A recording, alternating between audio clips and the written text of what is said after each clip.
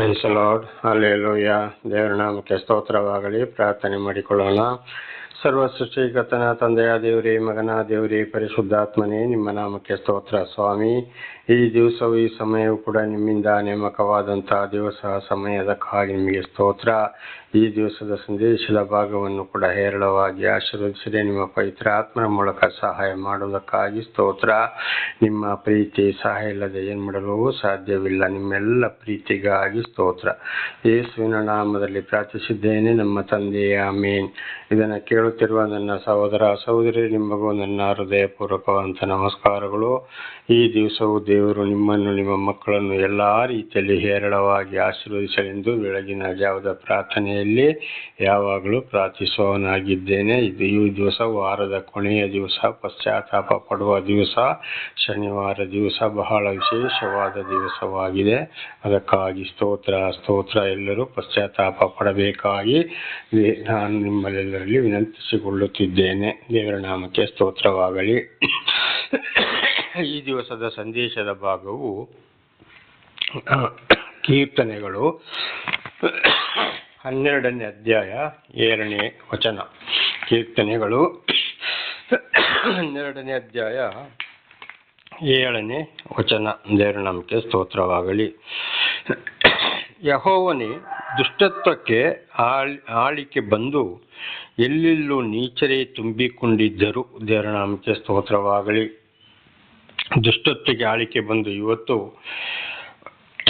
ದುಷ್ಟತ್ವ ಅಂದರೆ ರಾಜಕೀಯ ಕೂಡ ದೇವರಿಂದಲೇ ಬಂತು. ಇದನ್ನು ನಾವು ಧರ್ಮೋಪದೇಶಕಾಂಡದಲ್ಲಿ ನೋಡ್ತೇವೆ. 10 ಮಂದಿಗೆ, 50 ಮಂದಿಗೆ, 100 ಮಂದಿಗೆ, 500 ಮಂದಿಗೆ, ಹಾಗೆ ಪ್ರತಿ ಒಂದೊಂದು ರಾಷ್ಟ್ರಕ್ಕೆ ಒಂದೊಂದು ನ್ಯಾಯಾಲಯವನ್ನಾಗಿ ದೇವರೇ ಮಾರ್ಪಡಿಸಿದ್ದಾರೆ. ಅಂದರೆ ಮೋಶೆ ಮಾವನ ಇತ್ರೋನ ಮೂಲಕ. ಅದೇ ಇವತ್ತು ಗ್ರಾಮ ಪಂಚಾಯತಿಯಿಂದ ಸುಪ್ರೀಂ ಕೋರ್ಟ್ ವರೆಗೆ ಅದೇ ವಿಷಯಗಳು. ದೇವರ ನಾಮಕ್ಕೆ ಸ್ತೋತ್ರವಾಗಲಿ. ನ್ಯಾಯಾಲಯಗಳು ಇರುವಂಥದ್ದು. ಆದರೆ ಅದಕ್ಕೆ ಅವರನ್ನ ನ್ಯಾಯಾಧಿಪತಿಗಳನ್ನ ಅಧಿಕಾರಿಗಳನ್ನ ಆರಿಸುವಾಗ ಅವರಿಗೆ ಯಾವುದೇ ಲಂಚಕೋರರು ಅಂಥವರು, ದಗ, ಮೋಸ, ಅನ್ಯಾಯ ಮಾಡೋರು, ಲಂಚಕೋರರು, ಮುಖ ನೋಡಿ ತೀರ್ಪು ಕೊಡೋರು ಇರಬಾರದು. ಒಳ್ಳೆಯವರನ್ನೇ ಆರಿಸಿಕೊಳ್ಳಬೇಕು ಅಂತೇಳಿ ದೇವರು ಮೋಶೆ ಮೂಲಕ ತಿಳಿಸಿದ್ದಾರೆ.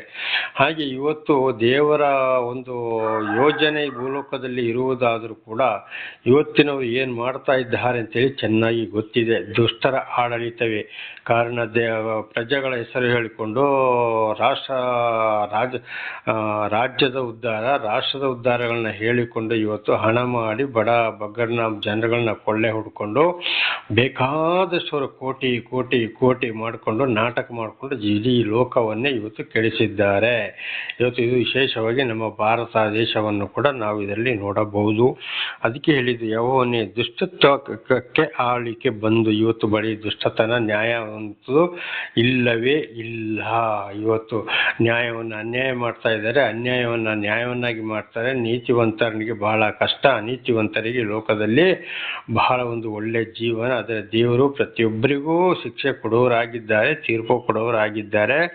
ಆದರೂ ಒಳ್ಳೆಯವರಿಗೆ ಬಹಳ ಕಷ್ಟ ಇದೆ. ಇಲ್ಲಿ ಬಗ್ಗರ ಜನಗಳ ಹೆಸರು ಹೇಳಿಕೊಂಡು ತಿಂದು ಮಾಡಿ ಇವತ್ತು ಏನಾಗಿದ್ದಾರೆ, ಪ್ರತಿಯೊಂದು ವಿಷಯವೂ ಗೊತ್ತಾಗಿದೆ. ಅದು ಗೊತ್ತಾಗ್ತಲೇ ಇದೆ. ನೋಡಿದ್ದೇವೆ, ನೋಡ್ತಲೇ ಇದ್ದೇವೆ. ಅದೇ ಇವತ್ತು ದುಷ್ಟತ್ವಕ್ಕೆ ಆಳಿಕೆ ಬಂದು ಎಲ್ಲೆಲ್ಲೂ ನೀಚರೇ ತುಂಬಿಕೊಂಡಿದ್ದರು. ನೋಡಿ, ಎಲ್ಲಿ ನೋಡಿದರೂ ಕೂಡ ಸತ್ಯ, ಶಾಂತಿ, ಸಮಾಧಾನ, ನ್ಯಾಯ, ಧರ್ಮ ಯಾರಲ್ಲಿಯೂ ಇಲ್ಲ. ಬರೀ ಹಣ ಸಂಪಾದನೆ, ಆಸ್ತಿ ಪಾಸ್ತಿ, ಹಣ ಸಂಪಾದನೆಗೋಸ್ಕರ ಎಲ್ಲೆಲ್ಲಿಯೂ ದೇವರಿಗೆ ವಿರುದ್ಧವಾಗಿಯೇ ತುಂಬಿಕೊಂಡಿದ್ದಾರೆ. ಇವತ್ತು ಲೋಕ ಇಡೀ ಅದೇ ತುಂಬಿ ಹೋಗಿದ್ದಾರೆ ಅಂತೇಳಿ ದಾವೀದರಸರು ದೇವರಲ್ಲಿ ಮೊರೆ ಇಟ್ಟಿದ್ದಾರೆ. 8ನೇ ವಚನ. ನೀನು ನಮ್ಮನ್ನು ಅವರಿಂದ ತಪ್ಪಿಸಿ ಕಾಪಾಡುವಿ, ಸದಾಕಾಲವು ನಮ್ಮನ್ನು ಕಾಯುವಿ. ನೋಡಿ, ದಾವೀದರಸರು ಹೇಳಿದ್ರು, ಈ ದುಷ್ಟರಿಂದ, ನೀಚರಿಂದ ನಮ್ಮನ್ನು ನೀನು ತಪ್ಪಿಸಪ್ಪ, ನಮ್ಮನ್ನು ಸದಾಕಾಲ ನೀನೇ ಕಾಯಬೇಕು, ನಿನ್ನ ಪ್ರೀತಿಯಲ್ಲಿ ನಮ್ಮನ್ನು ನಡೆಸು ಅಂತೇಳಿ ದಾವೀದರಸರು ಏನು ಮಾಡಿದ್ರು, ದೇವರಲ್ಲಿ ಪ್ರಾರ್ಥಿಸಿದ್ರು. ಹಾಗೆ ಇವತ್ತು ನಾವು ಕೂಡ ಏನು ಮಾಡಬೇಕು, ಅಯ್ಯೋ ದೇವರೇ, ಇವತ್ತು ಈ ರೀತಿ ಇಡೀ ಲೋಕದಲ್ಲಿ ಯಾವ ರೀತಿ ಆಗಿದೆ, ನಡೀತವೆ ದುಷ್ಟತ್ವ, ಅನ್ಯಾಯ ಎಂಬುದಾಗಿ ಬಡ ಬಗ್ಗರು ಬಳ್ಳಿದನು ಜಾತಿ ಮತ ಭೇದ ಮೇಲು ಕೀಳು ತಂದುಕೊಂಡು ಇವತ್ತು ಇಡೀ ಲೋಕವನ್ನೇ ನಾಶ ಮಾಡಿದ್ದಾರೆ ಸ್ವಾಮಿ, ಮಾಡ್ತಾ ಇದ್ದಾರೆ, ಹಾಳು ಮಾಡ್ತಾ ಹೋದರೆ. ಆದ್ದರಿಂದ ಅಂಥವರಿಂದ ತಪ್ಪಿಸಿ ನಮ್ಮನ್ನು ನೀನು ಕಾಯಬೇಕು, ನಿನ್ನ ಪ್ರೀತಿಯಲ್ಲಿ ನಡೆಸಲು ಅವರನ್ನು ಕೂಡ ನೀನು ಬದಲಾಯಿಸೆಂಬುದಾಗಿ ನಾವು ದೇವರಲ್ಲಿ ಪ್ರಾರ್ಥಿಸಬೇಕು. ಅವರ ದುಷ್ಟತನದೊಂದಿಗೆ ನಾವು ಹೋಗಬಾರದು. ಖಂಡಿತವಾಗಿ ದೇವರು ನಮಗೆ ದರ್ಶನ ಕೊಟ್ಟ ವೇಳೆ ಒಂದು ವೇಳೆ ಯಾವುದೋ ಒಂದು ಕಾರಣಕ್ಕಾಗಿ ನಾವು ಅವರೊಂದಿಗೆ ಹೋಗುವುದಾದರೆ ಖಂಡಿತವಾಗಿ ನಾವು ಕೂಡ ತಪ್ಪಿತಸ್ಥರಾಗ್ತೇವೆ. ಉದಾಹರಣೆಗೆ ಚುನಾವಣೆ ಬಂದಾಗ ಅವರು ಇವತ್ತು ಚಿಕನ್ ಮಟನ್ ಕೊಡ್ಬೋದು, ಬಟ್ಟೆ ಕೊಡ್ಬೋದು, ನಾನಾ ರೀತಿ ಸ್ವಲ್ಪ ದುಡ್ಡು ಕೊಡ್ಬೋದು ಅಥವಾ ಮದ್ಯಪಾನ ಕೊಡ್ಬೋದು. ಇದೆಲ್ಲವನ್ನು ತಕೊಂಡು ನಮ್ಮ ಹಕ್ಕನ್ನು ಚಲಾಯಿಸಬಾರದು. ಅದನ್ನು ಮುಟ್ಟದೆ ನಾವು ನಮ್ಮ ಪ್ರೀತಿಯಲ್ಲಿ ಯಾರು ಬೇಕು ಅಂತ ಒಬ್ಬರು ಇಲ್ಲವೇ ಇಲ್ಲ, ಅದರಲ್ಲಿ ಸ್ವಲ್ಪ ಯೋಚನೆ ಮಾಡಿ ಯಾರು ಉತ್ತಮರಾಗಿದ್ದಾರೆ ಅಂತ ನೋಡಿಕೊಂಡು ಅವರಿಗೆ ನಮ್ಮ ಮತವನ್ನು ಚಲಾಯಿಸಬೇಕು. ಇದು ದೇವರಿಂದ ಬಂದಂಥದ್ದು. ದೇವರ ನಾಮಕ್ಕೆ ಸ್ತೋತ್ರವಾಗಲಿ. ಯಾವುದೇ ಕಾರಣಕ್ಕೂ ಕೂಡ ಇವರ ಜೊತೆ ಸೇರಿಕೊಂಡು ದೇವರಿಗೆ ವಿರುದ್ಧವಾಗಿ ಹೋಗಬಾರ್ದು. ಹಾಗೆ ಹೋದರೆ ಖಂಡಿತವಾಗಿ ನಾವು ಕೂಡ ನಾನಾ ಥರದ ತೊಂದರೆಗಳಿಗೆ, ದೇವರ ಶಿಕ್ಷೆಗೆ, ಕೋಪಕ್ಕೆ ಗುರಿಯಾಗ್ತೇವೆ. ದೇವರ ನಾಮಕ್ಕೆ ಸ್ತೋತ್ರವಾಗಲಿ. ಇಲ್ಲಿಗೆ 12ನೇ ಕೀರ್ತನೆ ಮುಕ್ತಾಯವಾಯಿತು. ಈಗ 13ನೇ ಕೀರ್ತನೆಗೆ ಹೋಗೋಣ. ಯೆಹೋವನೇ, ನೀನು ಇನ್ನೆಷ್ಟರವರೆಗೆ ನನ್ನನ್ನು ಸಂಪೂರ್ಣವಾಗಿ ಮರೆತಿರುವಿ, ಇನ್ನೆಲ್ಲಿಯ ತನಕ ನನಗೆ ವಿಮುಖನಾಗಿರುವಿ. ಆದ್ರೆ ನೋಡಿ, ದಾವೀದರಿಗೆ ಬಹಳ ಕಷ್ಟ, ಸಂಕಟ, ದುಃಖ ಇದ್ದಷ್ಟು ಭರವಸೆ ಇದ್ರೂ ಕೂಡ, ಪ್ರಾರ್ಥನೆ ಮಾಡಿದ್ರು ಕೂಡ ಆಗ ಅವರಿಗೊಂದು ಬೇಸರವಾಗಿ ದಾವೀದರಸರು ಹೇಳಿದಂಥ ಮಾತು, ಯೆಹೋವನೇ, ನೀನು ಇನ್ನೆಷ್ಟರವರೆಗೆ ನನ್ನನ್ನು ಸಂಪೂರ್ಣವಾಗಿ ಮರೆತಿರುವಿ, ಎಲ್ಲಿಯ ತನಕ ನನಗೆ ವಿಮುಖನಾಗಿರುವಿ ಅಂತ. ದೇವರಕ್ಕೆ ಸ್ತೋತ್ರವಾಗಲಿ. ಯಾಕೆಂದರೆ ಈ ಲೋಕದಲ್ಲಿ ದುಷ್ಟರು, ಅನೀತಿವಂತರು ಜಾಸ್ತಿ. ಈ ದೇವರನ್ನು ನಂಬಿದವರು, ದೇವರು ಯಾರನ್ನು ನಡೆಸ್ತಾರೆ ಅವರು ಅಲ್ಪಸಂಖ್ಯಾತರು, ಸ್ವಲ್ಪ ಜನ. ಆದ್ರಿಂದ ಬಹಳ ಕಷ್ಟ, ಸಂಕಟ, ದುಃಖ ಇದೆ. ಆದರೆ ನೀವು ಶಾಂತಿ ಸಮಾಧಾನದಿಂದ ಸಹಿಸಿಕೊಳ್ಳಿರಿ, ನಾನು ಲೋಕವನ್ನು ಜಯಿಸಿದ್ದೇನೆಂಬುದಾಗಿ ಯೋಹಾನನ ಪತ್ರಿಕೆ 15ನೇ ಅಧ್ಯಾಯದಲ್ಲಿ ನಾವು ಇದನ್ನು ಸ್ಪಷ್ಟವಾಗಿ ಇದನ್ನು ಓದಬಹುದು. ನೀವು ಈ ಲೋಕದವರು ಅಲ್ಲ ಎಂಬುದಾಗಿ. ಹಾಗೆ ದೇವರು ಯಾರನ್ನು ಕರೆದಿದ್ದಾರೋ, ಯಾರನ್ನು ನಡೆಸ್ತಾರೋ ಅವರು ದುಷ್ಟರ ಮಧ್ಯದಲ್ಲಿ ಜೀವಿಸುವಾಗ ಬಹಳ ಕಷ್ಟ, ಸಂಕಟ, ದುಃಖ ಬರುತ್ತದೆ. ಲೋಕಕ್ಕೆ ಬಂದಂಥ ಶಿಕ್ಷೆಯಲ್ಲಿ ಅವರು ಕೂಡ ನರಳಾಡಲೇಬೇಕಾಗ್ತದೆ. ಆಗ ಅಂಥವ್ರು ನಾವು ಏನು ಮಾಡಬೇಕು? ದೇವರಲ್ಲಿ ಮೊರೆ ಇಡಬೇಕು. ಅದಕ್ಕಾಗಿ ದೇವರೇ, ಅವರಿಂದ ನಮ್ಮನ್ನು ತಪ್ಪಿಸಿ ಕಾಯಿರಪ್ಪ, ನಮಗೆ ಅದಕ್ಕೆ ಬೇಕಾದ ವಿಶೇಷವಾದ ಜ್ಞಾನ ಬುದ್ಧಿಯನ್ನು ನಮಗೆ ಅನುಗ್ರಹಿಸು ಎಂಬುದಾಗಿ ನಾವು ಪ್ರಾರ್ಥಿಸಬೇಕು. ಹಾಗೂ ಅವರಿಂದ ದೂರವಾಗಿ ನಾವು ಜೀವಿಸಬೇಕು. ಇದು ಹಿಂದೆ ಕೂಡ ಬಹಳ ಸಲ ನಾವು ತಿಳ್ಕೊಂಡಿದ್ದೇವೆ ಯಾವ ರೀತಿ ಜೀವಿಸಬೇಕು ಎಂಬುದಾಗಿ. 2ನೇ ವಚನ 13:2, ನಾನು ಇನ್ನೆಷ್ಟರವರೆಗೆ ಹಗಲೆಲ್ಲ ದುಃಖಕ್ರಾಂತನಾಗಿ ಆಲೋಚಿಸಿಕೊಳ್ಳುತ್ತಾ ಇರಬೇಕು. ನೋಡಿ, ದಾವೀದ ಹಗಲಿಡೀ ಯೋಚನೆ ಮಾಡ್ತಾ ಇದ್ರು.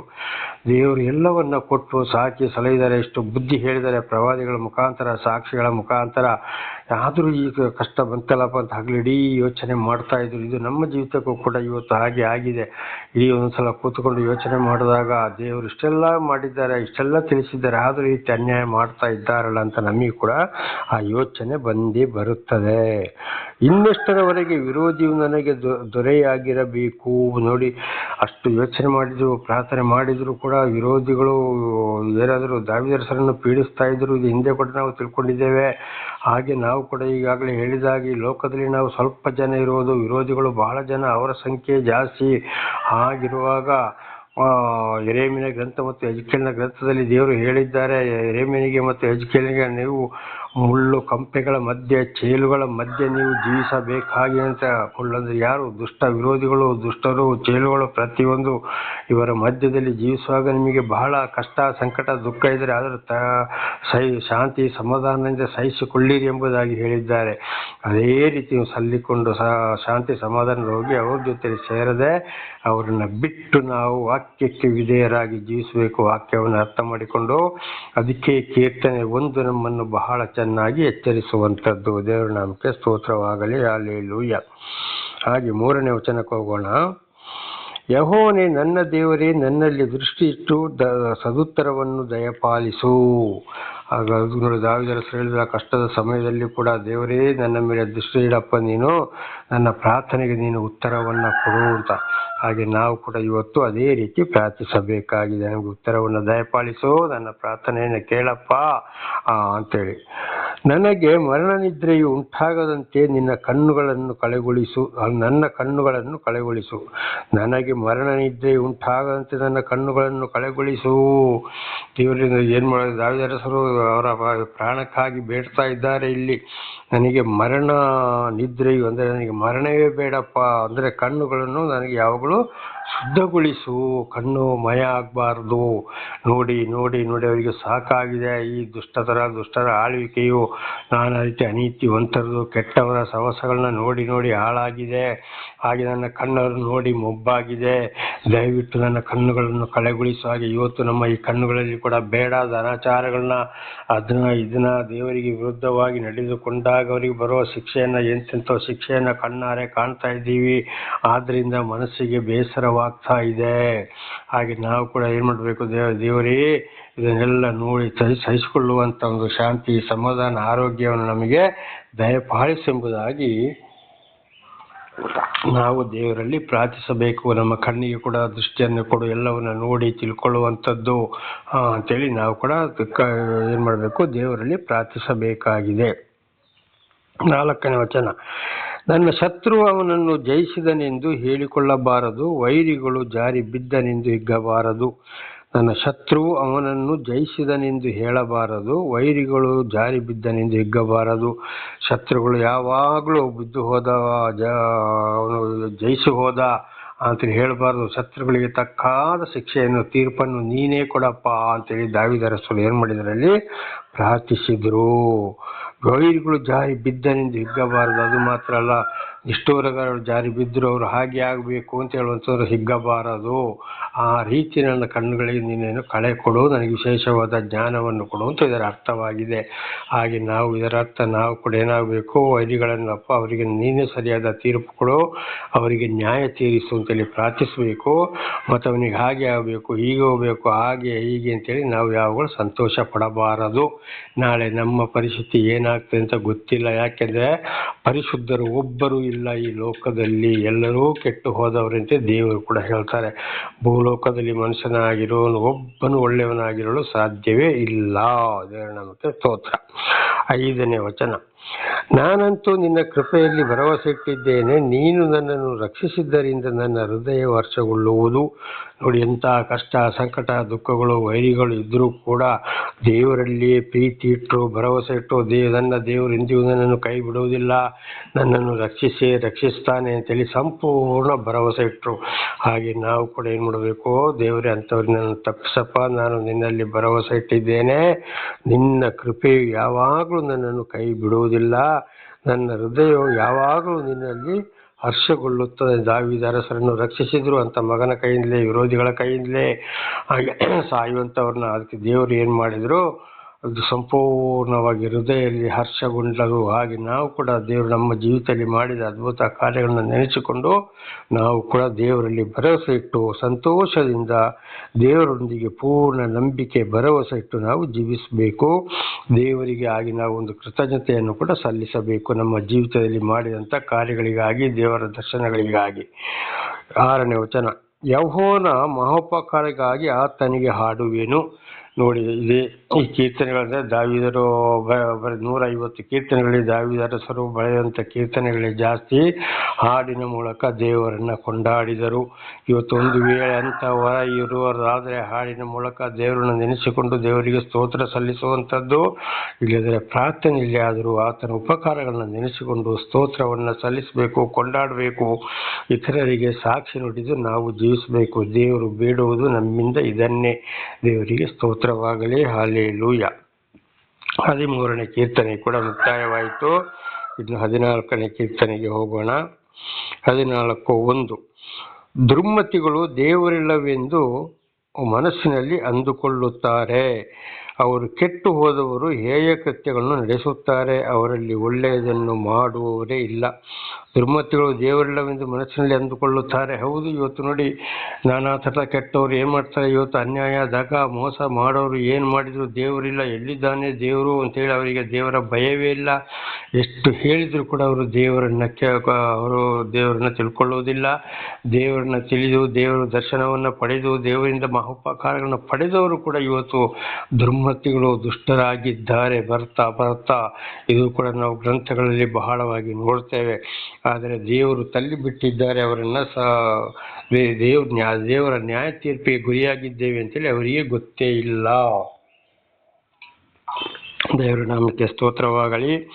ಅವರು ಕೆಟ್ಟು ಹೋದರೂ ಹೇಯ ಕೃತ್ಯಗಳನ್ನು ನಡೆಸುತ್ತಾರೆ. ದೇವರನ್ನು ಅರಿಯದವರಂತೂ ಹೋಗಲಿ, ಅರಿತವರು ಕೂಡ ದೇವರನ್ನು ಯಾರಿಗೆ ತಿಳಿಯಪಡಿಸಿದ್ದಾರೆ ಅವರು ಕೂಡ ಏನಾಗಿದ್ದಾರೆ, ಅಲ್ಲಿ ಕೆಟ್ಟು ಹೋಗಿದ್ದಾರೆ. ತಪ್ಪದ ಕೆಟ್ಟ ಕಾರ್ಯಗಳನ್ನೇ ಮಾಡ್ತಾ ಹೋಗ್ತಾರೆ.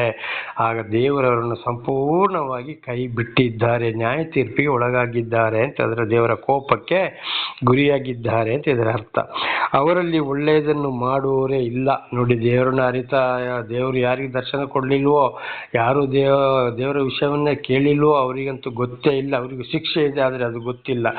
ಆದರೆ ದೇವರು ಯಾರಿಗೆ ದರ್ಶನ ಕೊಟ್ಟಿದ್ದಾರೋ, ಯಾರಿಗೆ ಸಿಕ್ಕಿದ್ದಾರೋ, ಯಾರನ್ನು ನಡೆಸ್ತಾರೋ ಅವರು ಕೂಡ ಇವತ್ತು ಇದೇ ರೂಟಿಗೆ ಬಂದಿದ್ದಾರೆ. ಅವರು ಯಾವುದೇ ದೇವಮಾನವರಾಗಲಿ, ಮನುಷ್ಯರಾಗಲಿ, ಪಾಸ್ಟರ್ಗಳಾಗಲಿ, ಫಾದರ್ಗಳಾಗಲಿ, ಗುರೂಜಿಗಳಾಗಲಿ, ರೆವರೆಂಡ್ಗಳಾಗಲಿ, ಫಾದರ್ಗಳಾಗಲಿ, ಬ್ರಾಹ್ಮಣರಾಗಲಿ, ಮಠಾಧೀಶರಾಗಲಿ, ಯಾರೇ ಆಗಲಿ, ಇದನ್ನು ಬಹಳ ಚೆನ್ನಾಗಿ ನಾವು ಅರ್ಥ ಮಾಡಿಕೊಂಡು ನಾವು ಮುಂದೆ ಜೀವಿಸಬೇಕಾಗಿದೆ. ಒಳ್ಳೆಯದನ್ನು ಮಾಡೋರು ಇಲ್ಲವೇ ಇಲ್ಲ. ಅವರು ಈ ಲೋಕದ ವಿಷಯಕ್ಕಾಗಿ ಜೀವಿಸ್ತಾ ಇದ್ದಾರೆ, ಜನಗಳನ್ನು ವಂಚಿಸ್ತಾ ಇದ್ದಾರೆ. ಅವರನ್ನು ಬಿಟ್ಟು ನಾವು ಮುಂದೆ ಸರ್ವ ಸೃಷ್ಟಿಕರ್ತನಾದ ದೇವರ ಮಾರ್ಗದಲ್ಲಿ ನಡೆಯುವುದೇ.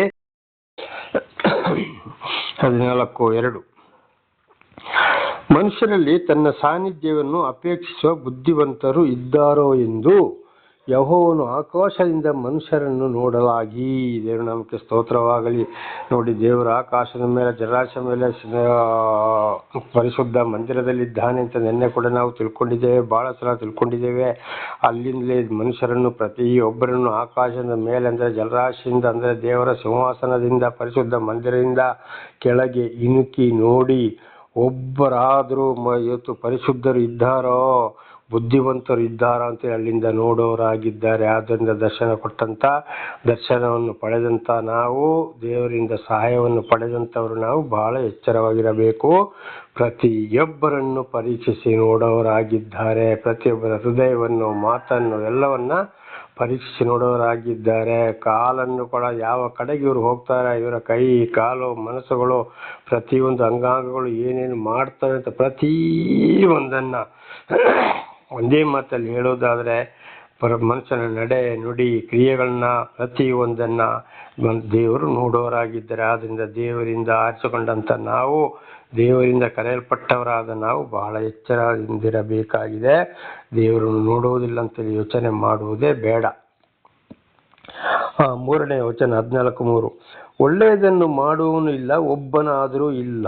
ದೇವರ ನಾಮಕ್ಕೆ ಸ್ತೋತ್ರವಾಗಲಿ. ನೋಡಿ, ಒಳ್ಳೆಯದು ಮನುಷ್ಯರಲ್ಲಿ ಅಂದರೆ ಮನುಷ್ಯರಿಗೆ ಹುಟ್ಟಿದವರಲ್ಲಿ ಒಬ್ಬನಾದರೂ ಒಳ್ಳೆಯದು ಮಾಡುವವರೇ ಇಲ್ಲ, ಒಬ್ಬನಾದರೂ ಇಲ್ಲ ಅಂತೇಳಿ ದೇವರು ಪ್ರತಿಯೊಬ್ಬರು ನೋಡಲಾಗಿ ಒಬ್ಬರು ಕೂಡ ಕಾಣ್ತಾ ಇಲ್ಲ ಭೂಲೋಕದಲ್ಲಿ.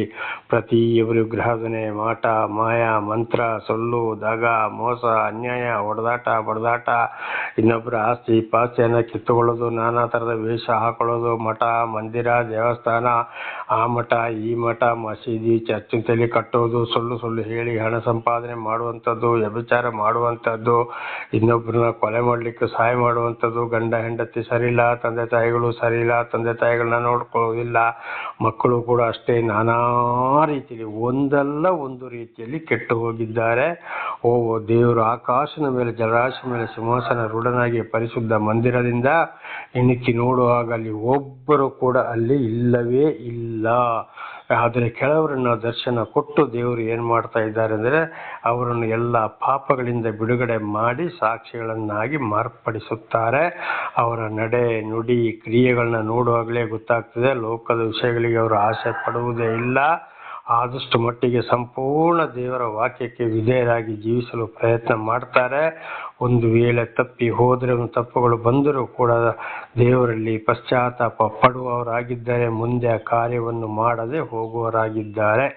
ಅದು ದೇವರಿಂದಲೇ ಅದು ಆಯ್ಕೆಯಾಗಬೇಕು ಹೊರತು ದೇವರ ಪ್ರೀತಿ ಇಲ್ಲದೆ ಯಾರು ದೇವರಿಂದಲೂ ಕರೆಯಲ್ಪಡುವುದಿಲ್ಲ. ಅದಕ್ಕೆ ಹೇಳಿದ್ರು ಕ್ರೈಸ್ತರು ಅಂತ ಹೇಳಿದವರು ಕ್ರೈಸ್ತರು ಅಂದರೆ ದೇವರ ಮಾನವರು ಅಂತ ಹೇಳಿದವರಲ್ಲ, ದೇವರ ಮಾನವರಲ್ಲ, ಎಲ್ಲರೂ ಪೂಜಾರಿಗಳಲ್ಲ, ಎಲ್ಲರೂ ದೇವಮಾನವರು ಅಲ್ಲವೇ ಅಲ್ಲ, ದೇವರೇ ಕರೆದಿರಬೇಕು ಅಂಥವರನ್ನ ಈಗಾಗಲೇ ಹೇಳಿದ ಹಾಗೆ ಹಿಂದೆಯೂ ಕೂಡ ಬಹಳ ಸಲ ಹೇಳಿದ ಹಾಗೆ ಅದರ ಮೂಲಕ ತಿಳಿದುಕೊಳ್ಳಬೇಕಾಗಿದೆ. ದೇವರ ನಾಮಕ್ಕೆ ಸ್ತೋತ್ರವಾಗಲಿ. 4ನೇ ವಚನ, ದುಷ್ಟತ್ವವನ್ನು ನಡೆಸುವವರೆಲ್ಲರೂ ತಿಳಿಯುವುದಿಲ್ಲವೋ, ಅವರು ನನ್ನ ಜನರನ್ನು ಆಹಾರವನ್ನು ಎಂಬಂತೆ ನುಂಗಿಬಿಡುತ್ತಾರೆ. ದುಷ್ಟತ್ವವನ್ನು ನಡೆಸುವವರೆಲ್ಲರೂ ತಿಳಿಯುವುದಿಲ್ಲವೋ, ಪ್ರತಿಯೊಬ್ಬರಿಗೆ ಗೊತ್ತಿಲ್ಲದವರಿಗೆ ಗೊತ್ತಿಲ್ಲ, ಆದರೆ ಖಂಡಿತವಾಗಿ ಗೊತ್ತಿಲ್ಲ ಅಂತ ಹೇಳೋಕ್ಕಾಗೋದಿಲ್ಲ. ಒಂದೊಂದು ಜನಾಂಗಗಳಿಗೆ ಒಂದೊಂದು ರೀತಿ. ಉದಾಹರಣೆಗೆ ಈಗ ಹಿಂದೂಗಳು ಅಂತ ಹೇಳುವವರಿಗೆ ವೇದಗಳಿದ್ದಾವೆ, ಮಹಾಭಾರತ ಇದೆ, ಭಗವದ್ಗೀತೆಗಳಿವೆ, ಪುರಾಣಗಳಿವೆ. ಅದೇ ಕ್ರಿಶ್ಚಿಯನ್ಗಳು ಅಂತ ಹೇಳೋವರಿಗೆ ಬೈಬಲ್ ಇದೆ, ಅದೇ ಮುಸ್ಲಿಮರು ಅಂತ ಹೇಳೋವರಿಗೆ ಕುರಾಣಿ ಇದೆ. ನಾನಾ ರೀತಿ ಒಂದೊಂದು ಜನಾಂಗಗಳಿಗೆ ಒಂದೊಂದು ರೀತಿ ದೇವರ ಮಾತುಗಳು, ವೇದಗಳು ಇವೆ. ಪ್ರತಿಯೊಬ್ಬರಿಗೆ ಗೊತ್ತಿದೆ, ಆದರೆ ಅವರು ಏನಾಗಿದ್ದಾರೆ, ದುಷ್ಟತ್ವ, ಈ ಲೋಕದ ವಿಷಯಗಳು ದೇವರವರನ್ನ ಕೈ ಬಿಟ್ಟಿದ್ದಾರೆ, ತಿಳಿಯಪಡಿಸಿದ್ದಾರೆ. ಆದರೆ ಖಂಡಿತ ಅವರು ದೇವರ ಬಳಿಗೆ ಬರುವುದಿಲ್ಲ. ಈ ಲೋಕದ ವಿಷಯಗಳಿಗಾಗಿ ನಾವು ಹೇಗೆ ಜೀವಿಸೋದಪ್ಪ, ನಮಗೆ ಈ ರೀತಿ ಕಷ್ಟ ಇದೆ, ಇಷ್ಟು ಶಿಸ್ತಿನಲ್ಲಿ ಯಾರು ಜೀವಿಸ್ತಾರೆ ಅಂತೇಳಿ. ಇವತ್ತು ಉದಾಹರಣೆಗೆ ದೇವರು ನನ್ನ ಮೂಲಕವೇ ಅಟ್ಟು ಜೀವದ ಬೆಳಕು ಎಂಬ ಚಾನಲ್ ಮೂಲಕ ಅದರ ಮೂಲಕ ಇವತ್ತು ಸತ್ಯ ಸುವಾರ್ತೆಯನ್ನು ನಡೆಸುವಾಗ ಅದನ್ನು ಕೇಳಿ ಅನೇಕ ಜನರು ಹೇಳ್ತಾ ಇದ್ದಾರೆ ಇವತ್ತು, ಅಯ್ಯೋ ಇಷ್ಟು ಶಿಸ್ತಿನಲ್ಲಿ ಯಾರು ನಡೆದಪ್ಪ. ಖಂಡಿತವಾಗಿ ನಮಗೆ ಸಾಧ್ಯ ಇಲ್ಲ, ಯಾವ ಮನುಷ್ಯರಿಗೂ ಸಾಧ್ಯವಿಲ್ಲ ಅಂತ. ಆದರೆ ಮನುಷ್ಯರಿಗೆ ಅಸಾಧ್ಯವಾದದ್ದು ದೇವರಿಗೆ ಸಾಧ್ಯವಾಗಿದೆ. ಅದನ್ನೇ ಈಗಲೇ ಹೇಳಿದ್ದು, ದೇವರು ಬೇಕಾದವ್ರನ್ನ ಆರಿಸಿಕೊಂಡು ಈ ರೀತಿಯಲ್ಲಿ ನಡೆಸ್ತಾರೆ. ಅಂಥವ್ರನ್ನ ನೋಡಿ ನಾವು ತಿಳ್ಕೊಳ್ಬೇಕಾಗಿದೆ. ಅಂದರೆ ಸತ್ಯ ಸುವಾರ್ತೆಯನ್ನ ತಿಳಿಸುವುದಕ್ಕೋಸ್ಕರ. ಹಾಗೆ ದೇವರ ನಾಮಕ್ಕೆ ಸ್ತೋತ್ರವಾಗಲಿ. ಪ್ರತಿಯೊಬ್ಬರು ದಾರಿ ತಪ್ಪಿದವನು, ಎಲ್ಲರೂ ಕೆಟ್ಟು ಹೋದವರೇ ಅಂತ ಹೇಳಿ ದೇವರ ನಾಮಕ್ಕೆ ಸ್ತೋತ್ರ. ಹಾಗೆ ಅವರು ದುಷ್ಟತ್ವವನ್ನು ನಡೆಸೋರೆಲ್ಲರೂ ತಿಳಿಯುವುದಿಲ್ಲವೋ, ಪ್ರತಿಯೊಬ್ಬರಿಗೂ ಗೊತ್ತಿದೆ. ಆದರೆ ದೇವರು ಯಾರನ್ನ ಆರಿಸಿಕೊಳ್ಬೇಕೋ ಅವರನ್ನು ಆರಿಸಿಕೊಳ್ಳುವಂಥದ್ದು. ಅದಕ್ಕೆ ಹಿಂದೆ ಕೂಡ ನಾವು ದೇವರ ನಾಮದಲ್ಲಿ ತಿಳಿಸಿದ್ದೇನೆ, 2 ಥರದ ಆಯ್ಕೆ ಇದೆ. ಕೆಲವರನ್ನು ತಾಯಿ ಗರ್ಭದಿಂದಲೇ ಆರಿಸಿಕೊಳ್ತಾರೆ, ಅವರು ಯಾವುದೇ ಕಾರಣಕ್ಕೂ ದೇವರಲ್ಲಿ ಭರವಸೆ ಇಟ್ಕೊಳ್ತಾರೆ, ದೇವರ ಹಿಂದೆ ಹೋಗ್ತಾರೆ, ಅವರು ತಪ್ಪಿ ಹೋಗುವುದೇ ಇಲ್ಲ, ಅವರನ್ನು ದೇವರೇ ನಡೆಸುವವರಾಗಿದ್ದಾರೆ. ಇನ್ನು ಕೆಲವರನ್ನು ಪ್ರಾಪಂಚಿಕದಿಂದ ಕರೆದು ಸಾಕ್ಷಿಯನ್ನಾಗಿ ಬೋಧಕನನ್ನಾಗಿ ಮಾರ್ಪಡಿಸುತ್ತಾರೆ. ಅವರು ಮೊದಲ ಜೀವಿತ ಏನೋ ಇರ್ಬೋದು, ಆಮೇಲೆ ಅವರು ಬಹಳ ಶಿಸ್ತುಬದ್ಧ ಜೀವನ ದೇವರ ವಾಕ್ಯಕ್ಕೆ ವಿಧೇಯರಾಗಿ ಜೀವಿಸುವವರಾಗಿದ್ದಾರೆ. ಇದರಲ್ಲಿ ತಿಳ್ಕೊಳ್ಬೇಕು.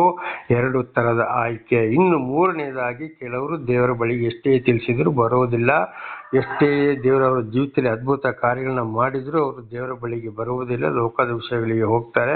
ಕೆಟ್ಟವರು, ದುಷ್ಟರು, ಅನೀತಿವಂತರಾಗ್ತಾರೆ, ಅವರನ್ನು ಸಂಪೂರ್ಣ ದೇವರು ಕೈ ಬಿಟ್ಟಿದ್ದಾರೆ ಅಂತ ಇದರ ಅರ್ಥ. ಹಾಗೆ ಪ್ರತಿಯೊಬ್ಬರಿಗೂ ದೇವರ ವಿಷಯ ಗೊತ್ತಿದೆ, ಅವರು ದುಷ್ಟರು ಅಂತ ದೇವರ ವಾಕ್ಯ ತಿಳಿಸಲ್ಪಡುತ್ತದೆ.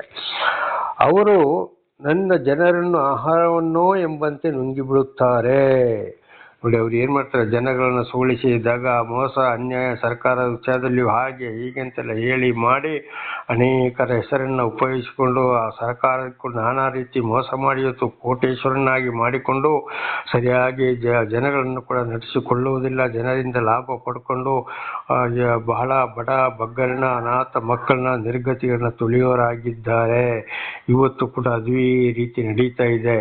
ಆಗ ನಾವು ಅಂಥವ್ರನ್ನ ಬಿಟ್ಟು ಜೀವಿಸಬೇಕು, ಅಂಥವರಿಗಾಗಿ ದೇವರಲ್ಲಿ ನಾವು ಪ್ರಾರ್ಥಿಸಬೇಕು, ಅಂಥವರ ಬಗ್ಗೆ ಬಹಳ ಎಚ್ಚರವಾಗಿರಬೇಕು. ಯೆಹೋವನನ್ನು ಸ್ಮರಿಸುವುದೇ ಇಲ್ಲ ಯಾರು ದುಷ್ಟರು. ಹೌದು, ಅವರ ಜೀವ ದರ್ಶನ ಕೊಟ್ಟಾಗಿದೆ, ಅವರ ಜೀವಿತದಲ್ಲಿ ಅವರಿಗೋ, ಗಂಡನಿಗೋ, ಹೆಂಡತಿಗೋ, ಮಕ್ಕಳಿಗೋ ಅಥವಾ ಪ್ರಾಣಿ ಪಕ್ಷಿಗಳಿಗೋ ಆಹಾರ ಬೆಳೆಯಲ್ಲಿಯೋ ಏನು ಇಲ್ಲದವ್ರನ್ನ ದೇವರು ಉನ್ನತ ಮಟ್ಟಕ್ಕೆ ಏರಿಸಿರ್ತಾರೆ. ನ್ಯಾಯ ರೀತಿಯಲ್ಲಿ ಎಲ್ಲವನ್ನ ಮರೆತು ಬರ್ತಾ ಏನಾಗ್ತದೆ, ಅವರು ಮತ್ತೆ ಲೋಕದವರೊಂದಿಗೆ, ದುಷ್ಟರೊಂದಿಗೆ ಸೇರಿಕೊಂಡು ದೇವರನ್ನ ಮರೆಯುವರಾಗಿದ್ದಾರೆ. ಮತ್ತೆ ದೇವರ ವಾಕ್ಯವನ್ನು ಹೇಳುವುದು, ಮಾಡುವುದು, ಬೋಧನೆ ಮಾಡುವುದು, ತಿಳಿಸುವುದು, ಪ್ರವಚನ, ಎಂತೆಂಥೋ ಬುಕ್ಕುಗಳನ್ನ ಬರಿಬಹುದು, ಏನೇನೋ ಹೇಳ್ಬೋದು. ಖಂಡಿತವಾಗಿ ಅವರ ಮನಸ್ಸು ದೇವರ ಕಡೆಗಿಲ್ಲ, ಲೋಕದ ವಿಷಯದಲ್ಲಿ ಅವರು ಇರ್ತಾರೆ. ದೇವರಲ್ಲಿ ಒಂದು ವೇಳೆ ಮಾತಾಡುವಾಗ ಮಾತ್ರ ಮಾತಾಡ್ತಾನೆ, ಪ್ರವಚನ ಮಾಡುವಾಗ ಬುದ್ಧಿವಾದ ಹೇಳುವಾಗ ಮಾತ್ರ. ಆಮೇಲೆ ದೇವರ ವಾಕ್ಯವನ್ನು ಮರೆಯುವುದೇ ಅವರು ಮರೆತು ಬಿಡುತ್ತಾರೆ, ದೇವರನ್ನು ಸ್ಮರಿಸುವುದೇ ಇಲ್ಲ. ಇವರಾಗಿದ್ದಾರೆ ದುಷ್ಟರು, ಅನೀತಿವಂತರು, ಕೆಟ್ಟವರು ಅಂತೇಳಿ. ದೇವರ ನಾಮಕ್ಕೆ ಸ್ತೋತ್ರ. ಇಂಥವರಿಂದ ನಾವು ಬಹಳ ದೂರವಿರಬೇಕಾಗಿದೆ. ಆದ್ದರಿಂದ ಯಾವುದೇ ಕಷ್ಟ, ಸಂಕಟ, ದುಃಖಗಳು ಬಂದರೂ ದೇವರು ನಮಗೆ ದರ್ಶನ ಕೊಟ್ಟ ಮೇಲೆ ದೇವರನ್ನೇ ನಾವು ಹಿಂಬಾಲಿಸಿ ಮುಂದೆ ಸಾಗಬೇಕು. ದೇವರ ನಾಮಕ್ಕೆ ಸ್ತೋತ್ರವಾಗಲಿ. ಹಲ್ಲೆಲೂಯಾ. 5ನೇ ವಚನ 14:5. ಪಕ್ಕನೆ ಅವರು ಭಯಭ್ರಾಂತರಾಗುವರು, ಯಾಕೆಂದರೆ ದೇವರು ನೀತಿವಂತರ ಪಕ್ಷದಲ್ಲಿದ್ದಾನೆ. ನೋಡಿ, ಆದ್ರೆ ಅವರು ಅಷ್ಟೆಲ್ಲ ಮಾಡಿದ್ರು, ಅಷ್ಟೆಲ್ಲ ಗರ್ವ, ಅಹಂಕಾರ, ಅನ್ಯಾಯ, ದಗ, ಮೋಸ ಮಾಡಿ ಎಂಥ ಹಣವಂತರೇ ಆಗಿರ್ಬೋದು, ಏನೇ ಮಾಡಿರ್ಬೋದು, ಆದರೆ ಪಕ್ಕನೆ ಅವರು ಭಯಭ್ರಾಂತರಾಗುವರು. ಖಂಡಿತವಾಗಿ ಅವರಿಗೆ ಹೆದರಿಕೆ ಇದ್ದೇ ಇದೆ. ಯಾಕೆಂದರೆ ಅವರಲ್ಲಿ ಎಷ್ಟೇ ಇದ್ದರೂ ಕೂಡ, ಇದನ್ನು ಕೂಡ ನಾವು ಬಹಳ ಹಿಂದೆ ತಿಳ್ಕೊಂಡಿದ್ದೇವೆ. ಎಲ್ಲಿ ಇನ್ಕಮ್ ಟ್ಯಾಕ್ಸ್ ಅವರು ಬರ್ತಾರೋ, ಎಲ್ಲಿ ಇ ಡಿ ಅವರು ಬರ್ತಾರೋ, ಎಲ್ಲಿ ID ಬರ್ತಾರೋ, ಎಲ್ಲಿ CBI ಬರ್ತಾರೋ, ಯಾವ ಹಿರಿಯ ಅಧಿಕಾರಿಗಳು ಬರ್ತಾರೋ, ಅಥವಾ ರೌಡಿಗಳನ್ನ ಎಲ್ಲಿ ಕೊಲ್ತಾರೋ, ಒಬ್ಬನಿಗೊಬ್ಬನು ವೈರಿಗಳು. ಈಗ ಇಂಥವರಲ್ಲಿ ಅವ್ರು ಇಂಥ ಕೋಟೀಶ್ವರಾದ್ರು ಒಬ್ರನ್ನೊಬ್ರು ಕೊಲೆ ಮಾಡಿಸ್ತಾರೆ. ಏನು ಮಾಡ್ತಾರೋ ಏನೋ, ಅವರಿಗೆ ರಾತ್ರಿ ಸರಿಯಾಗಿ ನಿದ್ದೆ ಇಲ್ಲ, ಆ ಕಡೆ ಹೊರಲಾಡ್ಕೊಂಡೇ ಇರಬೇಕಾಗ್ತದೆ ಹಗಲಿಡೀ. ಅವರು ಎಲ್ಲಿ ಹೋದರೂ ಕೂಡ ಅವರಿಗೊಂದು ರಕ್ಷಣೆ ಬೇಕು, ಹಿಂದೆ ಮುಂದೆ ಪೊಲೀಸವರು ಬೇಕು, ಅಥವಾ ಯಾವುದಾದ್ರು ಒಂದು ರೀತಿಯಲ್ಲಿ ರಕ್ಷಣೆ ಬೇಕು. ಸಾರ್ವಜನಿಕರಾದರೆ ಬಹಳ ದೊಡ್ಡ ಐಶ್ವರ್ಯವಂತರು ಏನು ಮಾಡ್ತಾರೆ, ರೌಡಿಗಳನ್ನ ಕರ್ಕೊಂಡು ಹಿಂದೆ ಮುಂದೆ ತಿರುಗಾಡಿಕೊಳ್ತಾರೆ, ಕಾರಲ್ಲಿ ಪಿಸ್ತೂಲು ಕೊಟ್ಟು ಕೂರಿಸಿಕೊಳ್ತಾರೆ. ನೋಡಿ, ಅವರಿಗೆ ಶಾಂತಿ, ಸಮಾಧಾನ, ನೆಮ್ಮದಿ ಇದೆಯಾ? ಇಲ್ಲ. ಅದೇ ಬಡವ ಇವತ್ತೊಂದು ಏನು ಇಲ್ಲದವರು, ಕೂಲಿ ಕೆಲಸ ಮಾಡೋರು, ಬರೀ ದುಡಿದು ತಿಂದು ನಾವು ಜೀವನ ಮಾಡಿದರೆ ಸಾಕಪ್ಪ ಅಂತೇಳಿ ಯೋಚನೆ ಮಾಡೋರು ಹಗಲಿಡೀ ದುಡಿತಾರೆ, ಸಾಯಂಕಾಲ ಬರ್ತಾರೆ, ಚೆನ್ನಾಗಿ ಊಟ ಮಾಡ್ತಾರೆ, ಆಮೇಲೆ ರಾತ್ರಿ ಒಳ್ಳೆ ನಿದ್ದೆ ಮಾಡ್ತಾರೆ. ಅವರಿಗೆ ಬೆಳಗಾಗುವುದು ಕೂಡ ಗೊತ್ತಿಲ್ಲ. ನೋಡಿ, ಎಂಥ ನಿದ್ದೆ. ಅವರಿಗೆ ಹೋಗುವಾಗ ಬರುವಾಗ ಏನಾದರೂ ಹೆದರಿಕೆ ಇದೆಯೋ, ಅವರು ಕೊಲ್ತಾರೆ, ಇವರು ಕೊಲ್ತಾರೆ, ಅವರು ಹೊಡಿತಾರೆ, ಇವರು ಹೊಡಿತಾರೆ, ಯಾರು ಏನು ಮಾಡ್ತಾರೆ ಅಂತ ಹೇಳುವಂಥ ಹೆದರಿಕೆ ಇದೆಯಾ? ಖಂಡಿತವಾಗಿ ಇಲ್ಲ. ಎಷ್ಟೇ ರಾತ್ರಿ ಆದರೂ ಧಾರಾಳವಾಗಿ ಹೋಗ್ತಾರೆ, ಬರ್ತಾರೆ. ದೇವರೇ ಅವರ ಪಕ್ಷದಲ್ಲಿದ್ದಾರೆ.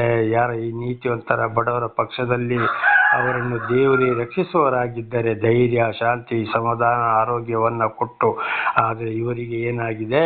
ಯಾವಾಗಲೂ ಭಯ. ಅದನ್ನೇ ಹೇಳಿದ ದಾವೀದರಸರು, ಪಕ್ಕನೆಯವರು ಭಯಭ್ರಾಂತರಾಗುವರು.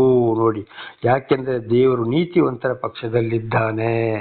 ಆದ್ದರಿಂದ ಇದಕ್ಕೆ ಆಗಲೇ ಹೇಳಿದ್ದು ನಾವು ಬಹಳ ಸಲ ತಿಳ್ಕೊಂಡಿದ್ದೇವೆ. ದೇವರು ಅಂಥವ್ರನ್ನ ಕೈ ಬಿಟ್ಟಿದ್ದಾರೆ.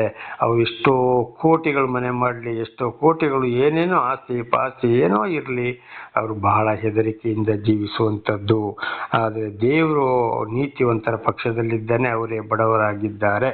ದೇವರ ನಾಮಕ್ಕೆ ಸ್ತೋತ್ರವಾಗಲಿ. ಹಲ್ಲೆಲೂಯಾ. 6ನೇ ವಚನ, ನೀವು ಕುಗ್ಗಿದವರ ಸಂಕಲ್ಪವನ್ನು ಭಂಗಪಡಿಸಿದರೂ ಯೆಹೋವನು ಅವರ ಆಶ್ರಯವಲ್ಲವೇ. ನೋಡಿ, ಈ ಐಶ್ವರ್ಯವಂತರು, ಜಾತಿ ಮತ ಭೇದ, ಮೇಲು ಕೀಳು ಮಾಡೋರು, ನಾನಾ ರೀತಿ ಬಡ ಬಗ್ಗರ ಆಸ್ತಿ ಪಾಸ್ತಿಯನ್ನು ನುಂಗುವವರು, ಸರ್ಕಾರಕ್ಕೆ ಬೇಕಾದಂಥ ಅನ್ಯಾಯವನ್ನು ಮಾಡುವವರು, ಇವತ್ತು ಬಡವರ ಹೆಸರನ್ನು ಇಟ್ಟುಕೊಂಡು ಅನೇಕರು ಏನು ಮಾಡ್ತಾ ಇದ್ದಾರೆ, ಅದರಿಂದಲೂ ಸರ್ಕಾರದ ಹಣವನ್ನು ನುಂಗ್ತಾ ಇದ್ದಾರೆ. ಅವರ ಹೆಸರಿನ ಮೇಲೆ ಬೇಕಾದಷ್ಟು ಇದ್ದಾರೆ, ಈಗಲೂ ಇದ್ದಾರೆ. ಆದರೆ ನೀವು ಕುಗ್ಗಿದವರ ಸಂಕಲ್ಪವನ್ನು ಭಂಗಪಡಿಸಿದರೂ ಯೆಹೋವನು ಅವರ ಆಶ್ರಯವಲ್ಲವೇ. ದೇವರು ಪ್ರತಿ ಒಂದನ್ನು ನೋಡೋನಾಗಿದ್ದಾನೆ. ಅದಕ್ಕೆ ಹಿಂದಿನ ವಚನಗಳನ್ನು ನಾವು ಓದುವಾಗ ಅಲ್ಲಿ ಅದೇ ದಾವೀದರಸರಲ್ಲಿ ಹೇಳಿದ್ದು ಏನಪ್ಪ ಅಂದರೆ, ಪಕ್ಕನೆಯವರು ಭಯಭ್ರಾಂತರಾಗುವರು, ಯಾಕೆಂದರೆ ದೇವರು ನೀತಿವಂತರ ಪಕ್ಷದಲ್ಲಿದ್ದಾನೆ ಅಂತೇಳಿ. ಖಂಡಿತವಾಗಿಯೂ ನೀತಿವಂತರು, ಬಡ ಬಗ್ಗರನ್ನು ದೇವರು ಅಂಥವರ ಕೈಯಿಂದ ಅಲ್ಲಿ ಬಿಡಿಸಿ ಅವರಿಗೆ ರಕ್ಷಣೆಯನ್ನು ಕೊಡುವವರಾಗಿದ್ದಾರೆ. ದೇವರೇ ಅವರಿಗೆ ಆಶ್ರಯವಲ್ಲವೇ. ಹೌದು, ಆಗಲೇ ಹೇಳಿದಾಗೆ ನೋಡಿ, ಇವರಿಗೆ ಒಳ್ಳೆ ಊಟ ಮಾಡಿ ಒಳ್ಳೆ ನಿದ್ದೆ, ಅವರಿಗೆ ನಿದ್ದೆ ಇಲ್ಲ ನಾನಾ ರೀತಿಯಲ್ಲಿ. ಆದರೆ ಇಂಥ ದುಷ್ಟತ್ವರಿಗೆ ಬರುವಂಥ ಶಿಕ್ಷೆಯನ್ನು ಕಣ್ಣಾರೆ ಕಾಣುವಂತೆ, ಕಿವಿಯಾರೆ ಕೇಳುವಂತೆ ದೇವರು ಮಾಡಿದ್ದಾರೆ, ಮಾಡ್ತಲೇ ಇದ್ದಾರೆ. ಆದ್ದರಿಂದ ಬಡವರಾಗಲಿ, ಬಲ್ಲಿದರಾಗಲಿ, ಯಾವ ಜಾತಿಯವರಾಗಲಿ, ಯಾವ ಜನಾಂಗವಾಗಲಿ ಬಹಳ ಎಚ್ಚರದಿಂದ ಜೀವಿಸಬೇಕಾಗಿದೆ. ದೇವರಿಂದ ತಪ್ಪಿಸಿಕೊಳ್ಳಲು ಯಾರಿಗೂ ಸಾಧ್ಯವಿಲ್ಲ. ದೇವರು ಸರಿಯಾಗಿದ್ದಕ್ಕೆ ನ್ಯಾಯ ತೀರ್ಪು ಕೊಡುವವರಾಗಿದ್ದಾರೆ. ದೇವರ ನಾಮಕ್ಕೆ ಸ್ತೋತ್ರವಾಗಲಿ. 7ನೇ ವಚನ, ಜೀವನಿಂದ ಇಸ್ರಾಯೇಲರಿಗೆ ರಕ್ಷಣೆಯು ಬೇಗನೆ ಬರಲಿ. ಜೀವನೆಂದರೆ ಪರಲೋಕದ ಇಸ್ರಾಯೇಲಿನಿಂದ ದೇವರಿಂದ ಆದುಕೊಂಡವರು, ಅವರಿಗೆ ಬೇಗ ರಕ್ಷಣೆ ಬರಲಿ ಅಂತ ದಾವೀದ ಅರಸರು ಈ ದುಷ್ಟರ ಮಧ್ಯದಲ್ಲಿ ಪ್ರಾರ್ಥಿಸಿದ್ರು.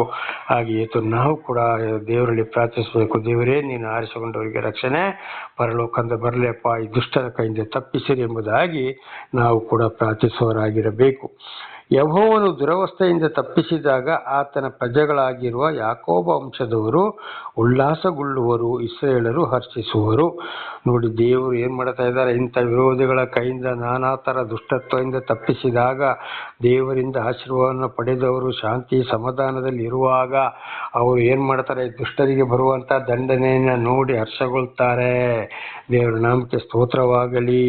ಉಲ್ಲಾಸಗೊಳ್ಳುವರು. ಆಗ ನಾವು ದೇವರಿಗೆ ಸ್ತೋತ್ರ ಸಲ್ಲಿಸಬೇಕು. ಅದು ಏತು ಸುನಾಮಿ, ಚಂಡಮಾರುತ, ಬೆಟ್ಟಗುಡ್ಡ ಜರಿಯೋದು, ಬೆಂಕಿ ಬೀಳೋದು, ಜಲ ಪ್ರವಾಹಗಳು, ಒಂದೊಂದು ಕಡೆಗೆ ಆ ದೇವರು ಈ ದೇವರು, ಆ ಊರು ಆ ದೇವಸ್ಥಾನ ಈ ದೇವಸ್ಥಾನದ ಟೂರ್ ಹೋದವರು ಅವರು ಹೆಣವಾಗಿ ಬರ್ತಾ ಇದ್ದಾರೆ, ನಾನಾ ರೀತಿ ಶಿಕ್ಷೆಗೆ ಒಳಗಾಗ್ತಾರೆ. ಆ ಕಾರಣ ಯಾವುದು? ಆಮೇಲೆ ಎಷ್ಟೆಷ್ಟೋ ಲಕ್ಷಗಳ ದುಡ್ಡುಗಳನ್ನ ಹಾಕೊಂಡು ಮಠ ಮಂದಿರ ದೇವಸ್ಥಾನ ಚರ್ಚು ಮಸೀದಿ ಕಟ್ಟಬಹುದು. ದೇವರಿಗೆ ಬೇಕಾಗಿಲ್ಲ. ಅಲ್ಲಿ ಕಷ್ಟ ಸಂಕಟ ದುಃಖಗಳು ತಪ್ಪುವುದೇ ಇಲ್ಲ. ಆದರೆ ಬಡ ಬಗ್ಗರು ನೀತಿವಂತರು ಇಂಥ ವಿಷಯಗಳಿಗೆ ಹೋಗುವುದೇ ಇಲ್ಲ. ಒಳ್ಳೆ ರೀತಿಯಲ್ಲಿ ಇರ್ತಾರೆ. ದೇವರನ್ನ ಹುಡುಕಿಕೊಂಡು ಎಲ್ಲಿಗೆ ಯಾರಾದ ಹತ್ರನೂ ಹೋಗೋದಿಲ್ಲ. ಆ ದೇವ ಈ ಮಾನವ ಈ ದೇವ ಮಾನವ ಅವನಂತವನು ಇಂಥವನು ತಲೆ ಅವರ ನನ್ನ ತಲೆ ಮೇಲೆ ಕೈ ಇಟ್ಟು ಪ್ರಾರ್ಥಿಸಿ ಅಂತ ಹೇಳುವುದಿಲ್ಲ. ಅವನ ಹತ್ತಿರವೇ ಸುಲಿಯುವುದಿಲ್ಲ. ಅವನ ಪಾದಗಳನ್ನು ಕೂಡ ಮುಟ್ಟುವುದಿಲ್ಲ. ಇದೆಲ್ಲ ದೇವರಿಗೆ ವಿರೋಧವಾಗಿದೆ. ಆಗ ಅಂಥವ್ರು ಏನ್ ಮಾಡ್ತಾರೆ, ಬಹಳ ಸಂತೋಷದಿಂದ ಕೆಲಸ ಮಾಡಿ ತಿಂದುಕೊಂಡು ಊಟ ಮಾಡಿ ಒಳ್ಳೆ ರೀತಿಯಲ್ಲಿ ನಿದ್ದೆ ಮಾಡೋರು ಆಗಿದ್ದಾರೆ. ಈ ದುಷ್ಟರಿಗೆ ಬರುವುದಂಥದ್ದನ್ನ ಈ ನೀತಿವಂತರು ಬಡ ಬಗ್ಗರು ನಿರ್ಗತಿಗರು ಕಣ್ಣಾರೆ ಕಾಣುವಂತೆ ಕಿವಿಯಾರೆ ಕೇಳುವಂತೆ ಮಾಡಿದ್ದಾರೆ, ಮಾಡುತ್ತಲೇ ಇದ್ದಾರೆ. ಆದ್ದರಿಂದ ನಾವು ನಮ್ಮ ಜೀವಿತವನ್ನ ಸಂಪೂರ್ಣವಾಗಿ ಸರ್ವ ಸೃಷ್ಟಿಕರ್ತನಾದ ದೇವರಿಗೆ ಒಪ್ಪಿಸಿಕೊಟ್ಟು ಅದಕ್ಕೆ ವಿಧೇಯರಾಗಿ ಜೀವಿಸಿ ಆಶೀರ್ವಾದ ಹೊಂದಿಕೊಳ್ಳಕ್ಕೆ ಅದೊಂದು ಮಾರ್ಗ. ಹಾಗೆ ಯಾರು ನಡೀತಾರೋ ಅವರ ಮಕ್ಕಳು ಕೂಡ ದೇವರಿಂದ ಆಶೀರ್ವಾದವನ್ನ ಹೊಂದುವರಾಗಿದ್ದಾರೆ. ಅಂಥವರ ಮಕ್ಕಳನ್ನು ಕೂಡ ದೇವರು ಉನ್ನತ ಮಟ್ಟಕ್ಕೆ ಏರಿಸುವವರಾಗಿದ್ದಾರೆ. ಇದು ನಾಳೆಗೂ ಮುಂದುವರಿಯುವುದು. ಪ್ರಾರ್ಥನೆ ಮಾಡಿಕೊಳ್ಳೋಣ. ಇಲ್ಲಿಗೆ ಕೀರ್ತನೆ 14 ಮುಕ್ತಾಯವಾಯಿತು. ಪ್ರಾರ್ಥನೆ ಮಾಡಿಕೊಳ್ಳೋಣ. ಸರ್ವ ಸೃಷ್ಟಿಕರ್ತನ ತಂದೆಯ ದೇವರೇ, ಮಗನ ದೇವರೇ, ಪರಿಶುದ್ಧಾತ್ಮನೇ, ನಿಮ್ಮ ನಾಮಕ್ಕೆ ಸ್ತೋತ್ರ ಸ್ವಾಮಿ. ಇವತ್ತಿನ ಈ ಒಂದು ಸಂದೇಶವನ್ನು ನನ್ನ ಸಹೋದರ ಸಹೋದರಿಗೆ ತಿಳಿಸಲು ನೀವು ಆಶೀರ್ವಾದ ಮಾಡಿದಕ್ಕಾಗಿ ಸ್ತೋತ್ರ. ಅವರು ಚೆನ್ನಾಗಿ ಕೇಳಿ ಅರ್ಥ ಮಾಡಿಕೊಂಡು ಏನಾದರೂ ತಪ್ಪಿ ಹೋಗಿದರೆ ಪಶ್ಚಾತ್ತಾಪ ಪಡುವಂತೆ ಆಶೀರ್ವದಿಸಿರಿ. ನಿಮ್ಮ ಪವಿತ್ರ ಆತ್ಮರ ಮೂಲಕ ನಡೆಸಿರಿ. ಅವರನ್ನು ನೀವು ನಿಮ್ಮ ಸಾಕ್ಷಿಗಳನ್ನಾಗಿಯೂ ಕೂಡ ಮಾರ್ಪಡಿಸಿರಿ. ಪಾಪ ಪರಿಹಾರ ರಕ್ಷಣೆ ನಿಮ್ಮಿಂದಲೇ. ಅವರ ಮಕ್ಕಳಿಗೂ ಅವರು ಇದನ್ನು ತಿಳಿಸಿ ಅವರೆಲ್ಲರೂ ನಿಮ್ಮ ಸಾಕ್ಷಿಗಳಾಗುವಂತೆ ಮಾರ್ಪಡಿಸಿರಿ. ಆದ್ದರಿಂದ ಯಾರ್ಯಾರು ನಿಮ್ಮನ್ನು ಮೊರೆ ಹೋಗ್ತಾರೋ, ನಿಮ್ಮ ಮೇಲೆ ಪ್ರೀತಿ ಇರ್ತಾರೋ, ಗೊತ್ತಿಲ್ಲದೆ ನಾನಾ ರೀತಿ ಪಾಪಗಳಿಂದ ನಾನಾ ರೀತಿ ಶಿಕ್ಷೆಯನ್ನು ಅನುಭವಿಸ್ತಾ ಇದ್ದಾರೋ ಅವರೆಲ್ಲರಿಗೂ ನಿಮ್ಮ ದಾಸಗಳನ್ನು ಕಳಿಸಿ ನಿಮ್ಮ ಬಳಿಗೆ ಬರುವಂತೆ ಮಾಡಿ. ನಿಮ್ಮ ಪ್ರೀತಿ ಸಹಾಯ ಇಲ್ಲದೆ ಯಾರು ಏನು ಮಾಡಲು ಸಾಧ್ಯವಿಲ್ಲ. ನಿಮ್ಮೆಲ್ಲ ಉಪಕಾರಗಳಿಗಾಗಿ ಕೃತಜ್ಞತಾ ವಂದನೆಗಳು. ಯೇಸುವಿನ ನಾಮದಲ್ಲಿ ಪ್ರಾರ್ಥಿಸಿದ್ದೇನೆ ನಮ್ಮ ತಂದೆಯೇ, ಆಮೇನ್. ಇದನ್ನು ಕೇಳುತ್ತಿರುವ ನನ್ನ ಸಹೋದರ ಸಹೋದರಿ, ನಿಮಗೂ ನನ್ನ ಹೃದಯಪೂರ್ವಕವಾದಂಥ ಧನ್ಯವಾದಗಳು. ದೇವರು ನಿಮಗೂ ನಿಮ್ಮ ಮಕ್ಕಳನ್ನು ಎಲ್ಲರನ್ನು ಹೇರಳವಾಗಿ